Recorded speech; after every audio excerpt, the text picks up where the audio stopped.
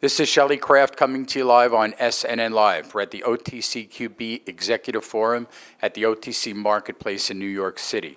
I have with me Frank Reynolds, PixarBio. It's a publicly traded company, and the symbol is PXRB.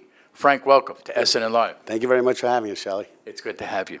Let's get started with a short overview of the company, and then we'll go from there. Yeah, sure. So we're a drug delivery company, so we use different biomaterial drug delivery systems made of polymers, and then we match them with different drugs for different types of neurological conditions. Our lead product is in pain, and we also have a portfolio for spinal cord injury, epilepsy, and Parkinson's disease. So in reality, you're really a medical device company. Well, it depends on our formulation. We do have medical devices for spinal cord injury. We have new drugs for pain. We have new drugs for Parkinson's. And we also have some biotech products, some protein-based products for other neurological conditions. So it really depends on the drug that we have. And today, in today's modern world, you're going to have a lot of different multidisciplinary skills in product development. So there's a lot of crossover between drug, device, and it really all depends on the mechanism of action. Where does the science come from? It actually comes from our heads. I spent 20 years in college and took all the right courses. I'm a neuroscientist. I'm an engineer. I studied drug discovery and drug delivery at Penn Engineering, and then went to the Wharton School where I received a master's in R&D management. Then on to MIT and Harvard Business School to learn how to fund and manage and optimize different drug delivery products, and taking them all the way to market. Was there a personal, life story here that you'd like to share with me, how you chose this as your company? Yeah, sure. Unfortunately, I went in for a back surgery in 1992 and I woke up paralyzed. I spent 7 years in a body brace on my knee and my neck. And during about 3 years into it, I started doing my own research on spinal cord injury and developed a neurorehabilitation plan to get myself back walking. And ultimately got back walking in 1999. Went on to patent a range of spinal cord injury products. Today, I'm the only person, I believe, in history to get every rat, every monkey, and now 7 out of 8 humans have benefited from my spinal cord injury treatment. And now I use a similar kind of model, you could say, for pain. So in pain, we use carbamazepine, which is an FDA-approved pill for pain, but we locally inject it. We reformulate it and inject it with PLG microparticles. And we have a 14-day product coming, followed by a 7-day product and a 3-day product, which are all morphine replacements that don't have any opiate addiction associated with them. So they're morphine replacement, but they're non-addictive. I mean, what's the size of the market? Oh, God, 92 million surgeries a year in the United States. So which product do you think is going to hit the market first? Yeah, so our 14-day NeuroRelease, which will treat a range of surgeries, easily the top 15 surgeries in every hospital, would require up to a 14-day post-surgical pain treatment, for morphine replacement. So the patients would walk up from surgery and be able to move right away. But the treatment only lasts while you're in pain. So if one person gets a knee injection for knee surgery and they're in pain for 4 days, the treatment lasts 4 days. If another person has an injection that lasts 10 days, or pain lasts 10 days, their treatment takes effect for 10 days. In all cases, the system then biodegrades at 14 days, and it's simply urinated out of the system, and patients can get re-injected. So it is a biodegradable system, so we can be re-injected to continue to provide pain. So it's a very flexible, very impressive drug that's been on the market 50 years. It's never had a toxic event, and the materials have never had a toxic event. So we have a very compressed regulatory timeline. Clinical studies are very short. The entire clinical program is just 8 months. Is the company able to repatent your way of delivering by injection versus the previous patents that were issued for pill form? Yeah, actually, we have an outstanding patent portfolio for the use of injecting any anti-epileptic drug from 3 hours to 12 months of treatment. So what's important about that is in order to stay out and be a non-opiate, you have to stay out of the opiate system. So to be a non-opiate, you can't enter the opiate system. When drugs enter the opiate system, they open up the opiate receptors, requiring patients to take more and more drug, and that's tolerance. Patients become then addicted to these opiates because the receptors remain open and they need more and more. To be a non-opiate, you have to stay out of that opiate system. So we use anti-epileptics, which are the only drugs to treat NaV1.7 nerve fibers, which are the nerve fibers for post-op pain, really. So we can treat nerve fibers with anti-epileptic drugs. It's the only ones that stay out of the opiate system, and we have the patents for local injection of all of them. So we do have Lyrica in our patents. A lot of people ask us about the other anti-epileptic. Lyrica, we use carbamazepine.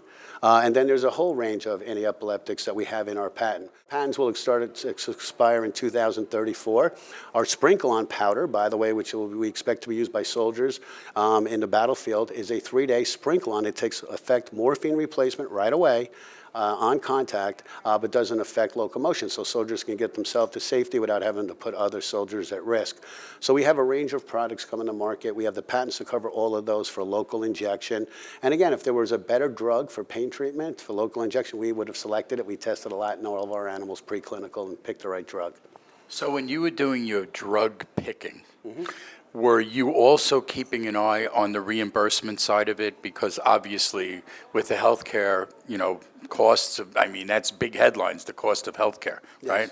So do you have a way of lowering healthcare costs, on top of which, let's get back to full reimbursement? Yeah, sure. So today there are over 20 insurance reimbursement codes for nerve blocks, over 20, and they're all over $300. We believe that we can take that down to under $200. Our manufacturing costs are going to be well below $50 per unit. So we do believe that we can come out, under $200 easily and help the market take costs out. But most importantly, in today's world, we've kind of migrated from capitated care and capitated budget systems to now the bundled payment systems, where I believe a total knee replacement will receive about $39,000. Of that 39, I believe about 6,000 is associated with post-surgical pain treatment or pain management for the patients after a total knee. Well, of course, we only have one injection, and we believe that'll last 14 days. We may be able to take as many thousands of dollars out of the capitate or the bundled payment system. So we do have a lot of flexibilities for our doctors, for our hospitals, for the marketplace. With the sprinkle-on powder, it's reconstituted with saline. I asked, and my partner, Dr. Jason Criscione, my co-inventor, and we have 6 people on our patent for inventing it, but Jason and I interviewed upwards of 100 surgeons 3 years ago and asked them what they wanted. They wanted something cost-effective, much lower than $300. Again, we can get under $200 easily. And then they wanted something shipped as a powder and reconstituted with saline. So anybody in the world could have access to saline or distilled water to use our drug. Do you see any pushback from any source in the market for PixarBio? Absolutely. Every single maker of opiates is really frustrated with our company. And we've been engaging all the opiate leaders, you could say, maybe considering that they might want a balanced product portfolio. But I think the people that sell a product with an addictive aspect to it have a different philosophy of approaching the market than a company like ours. When I was paralyzed in 1992, I was a clinical psychologist treating patients in Philadelphia Psychiatric Center. About 20% of all patients in the psychiatric facility are in there for addiction-related problems. And here I woke up paralyzed and on morphine. And my first thought with the patients that I had treated for addiction, I was on it for about 10 days, and that was the last time I was on it. But I have been focused on non-opiate treatments a long time. I know the battle of the patient. I know the battle of the marketplace. I even have a master's degree in hospital administration, so I understand where the administrative side of the house is coming from, taking cost out, providing more patient care. So where is the company, what stage are you at with clinical trials? I think it's important. Yeah, sure. So we're really 2 years away from FDA approval because we do have what's called a 505(b)(2) pathway through the FDA because our microparticles and our drug are already FDA approved for other applications in the body. And again, we have a pill that's already FDA approved for pain. So we only have a 2-year path through the FDA from here. So again, by the end of 2018, we expect that our first 14-day product will be approved. 6 months later, our 7-day product would roll out of the same GMP manufacturing facility.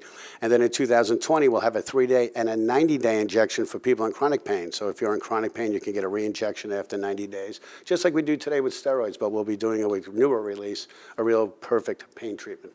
So Frank, let me ask you, what are some of the goals and milestones you'd like to achieve in 2017? Only tell me what you can. Okay, well, I can tell you that we've been working hard for 3 years, and in 2016, we won Best Small Company to Work for in Boston.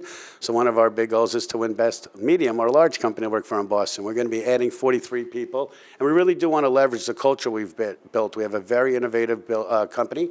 All of our scientists are hired by me. I do have a degree in psychology, so we make sure that we have the right chemistry mix. But we'll be building our pilot facility and our commercial facility, hiring those people to build it. And, we can make probably upwards of 10 million units out of our first facility. So, it's a very fast development program.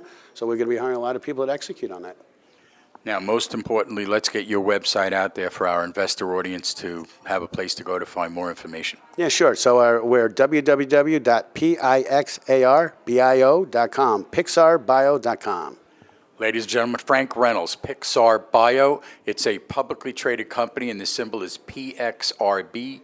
I'm Shelley Kraft. This is SNNLive, and we're coming to you live from the OTCQB Executive Forum at the OTC Marketplace in New York City. Frank, let me thank you for coming on to SNNLive. Thank you very much for having me, Shelley. It's good to have you.